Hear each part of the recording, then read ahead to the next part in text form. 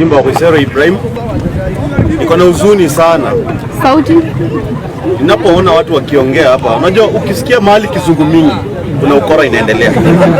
Hiyo ndio mambo Ruto anafanya. Ile kizungu mnapigwa hapa ndio kizungu inafanyika hii inji, vitu zinafanyika, mnachanganywa na kizungu, mnafikiria kila kitu iko sawa. Kwa sababu unajua sasa hivi watu wameconvert AUC. Tumesahau watu wamekufa hapa Tasia, hapa Kware. Jumaisi aliyekwa police station Gigiri hajaipatikana mpaka leo hii. Saa hii airport inaenda, saa hii mmeconcentrate kwa UC.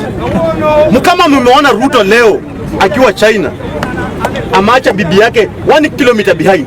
Raila another kilometer from bibi ya Ruto. Wakenya tufunguke macho. Na tunapoambiwa AUC tuishi baba well, huo ni uongo.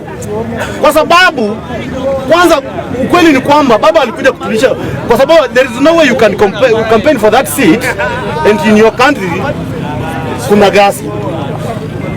So baba alikuja atulize kwanza, afanye campaign, amalize. Kama ataingia ndio sasa kurudi ku address mambo inaendelea kwa nchi. But nchi haiko sawa. So AUC tukisema baba anaenda kupita, tumuombee, lakini mimi niko na sure kupita hiyo kiti ni noma.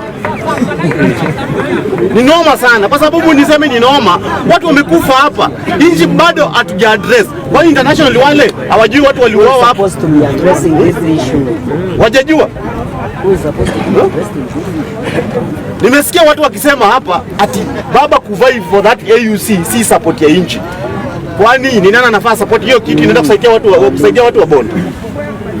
Ukweli ni kwamba AUC ni kiti ambayo serikali ndio inasimamia. Hakuna shilingi ya Raila hata moja inaenda hapo. Na kama ingekuwa shilingi ya Raila inaenda hapo, Raila hata angeenda kwa hiyo kiti. Sababu hata baba anaposimama urais anaitanga lunch hapa, mnaonanga hapa 1 million ndio uende ukule sahani moja. Asanteni sana.